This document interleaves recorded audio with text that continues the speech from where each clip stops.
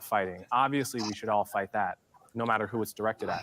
What my book is fighting is this ideology that really was born with critical race theory, the adult version of critical race theory in the 70s and 80s, and became more popular over the past 10 years, that equates whiteness with evil, equates blackness with a kind of moral superiority, stereotypes whole groups of people, says that your race is an essential part of who you are, and feels even that children need to be taught this from as young an age as possible, because they're born with the wrong attitude about race, and it needs to be sort of hammered out of them by separating white kids from black kids, from Hispanic kids, putting them in different corners of the room. All right, so guys, we've seen Coleman Hughes. Coleman's been everywhere, right? And we're not done. So the thing is, what's funny is that a bad thing can always become good, and I do believe in God, so I will say that God can use a bad thing for good. That moment where Sunny Hostins lost her mind and started, like, I mean, I feel like attacking this guy, saying, you're a charlatan and all kinds of insanity like that. He probably was really pissed off and flustered by it, and probably couldn't even bring himself up to even finishing the rest of the interview. Okay, let me not make him sound like a total victim, but that has to throw somebody off, that kind of behavior, right? And he probably left there really pissed and probably was like, I can't believe that happened. Like, man, this is going to kind of, I hope I handle myself right. Well, now, to me, I feel like it made Coleman where everybody wants to talk to him, or everybody's talking about what happened. So it was used for good. Shout out to Coleman Hughes. And, Sonny, you played yourself, because now everybody's talking good about him and bad about you. But so this is Coleman explaining this stuff on Bill Maher's show. And Bill Maher is not really one all the way for this kind of talk. Bill Maher does complain about like woke stuff or whatever, but he did, some people complain about things in the to the superficial level of it, but they never want to go any deeper. But let's go ahead and see their discussion. As I was done in my Columbia University orientation some 9 years ago, and that the way we're going to get to the kind of society we want is by focusing more and more on racial identity. In my book, I say this is nonsense. This is totally against the spirit of the civil rights movement, and that actually the wise principle is that we should try to treat people without regard to race, both in our personal lives and in public policy. And you already look at this smug face where he's like, all right, how are we going to do this here?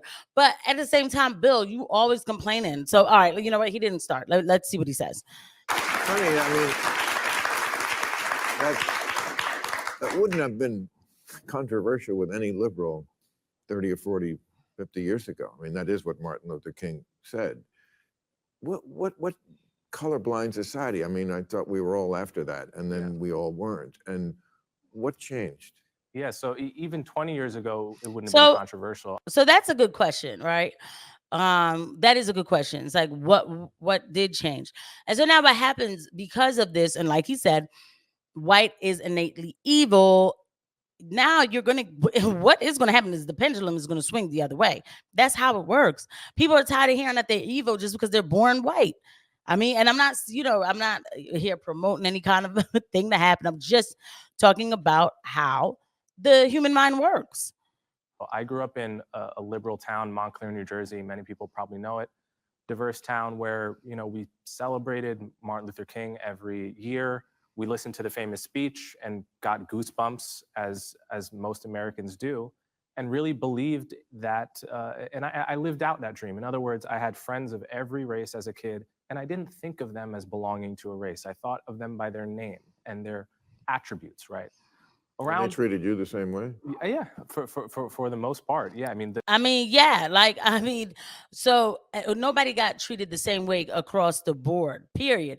People did get made fun of. Yeah, okay, when I was 10, I did have a white kid say to me one time, like, I don't like black people. And then the context, though, like, it wasn't just I don't like black people. I mean, he was like, I don't like black people because a black person killed my grandfather, so I don't like black people. He was 10. How did I even respond to that? I think I was like, oh, Okay. Like, I mean, I didn't kill him, but like I think I moved on and started talking to somebody else. But I mean, there's nuance to a lot of things. It's a 10-year-old and he is going to feel that way. Anyway, the point that I'm making is like, and people treated you that way. I don't really remember being treated like something was wrong with me because I was black, or definitely I lived down south and I didn't remember getting a bunch of hate because I was black either.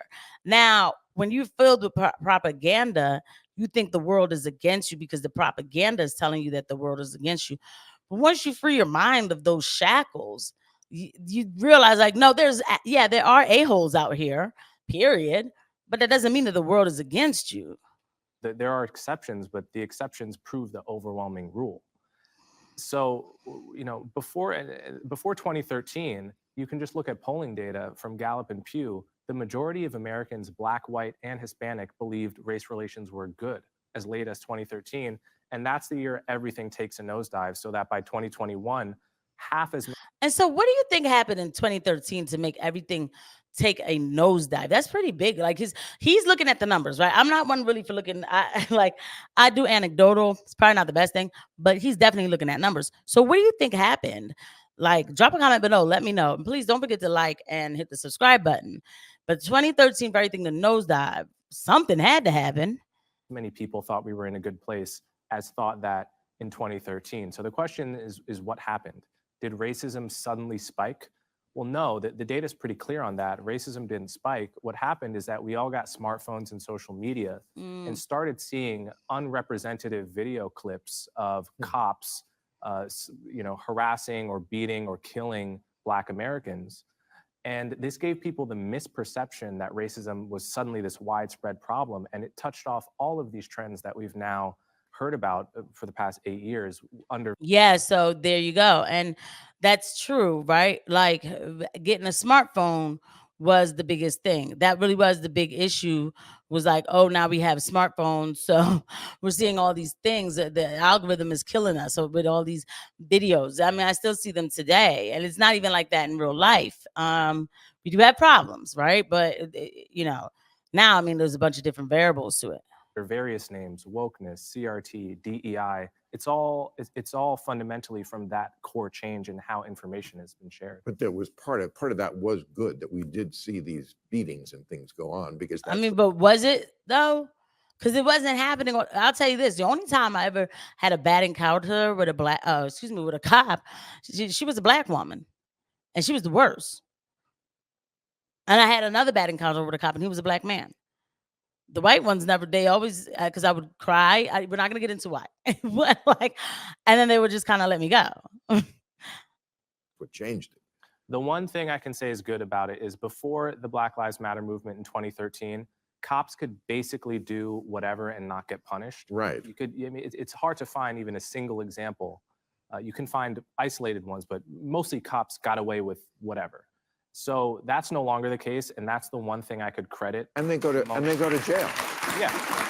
I mean, but on the other hand, it has not. Many people think it just revealed all the racism that's actually out there. That's not true, because if that were true, people would have an accurate assessment. And this has been tested. When you ask very little. Okay, so we're going to stop there. So these two, because he's going to say, when you ask liberals, like, how many cops did you think, how many unarmed Black people did you think was killed by cops? People said thousands, and the actual answer in 2019 was 12. But here's the thing.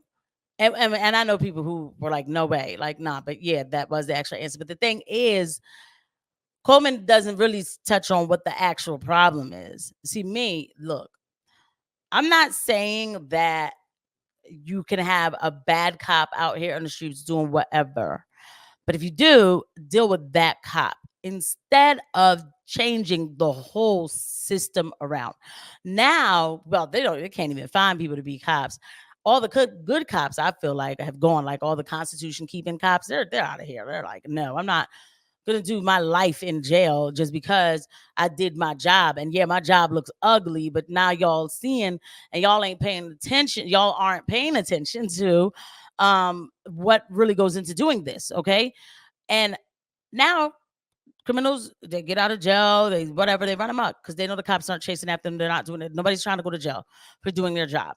And let me tell you, dealing with people who are becoming a danger to themselves and others is not an easy task. I've had a bad takedown, and I'm a psych nurse, so I can't even imagine what it is to go out here in the streets and be on the beat, right?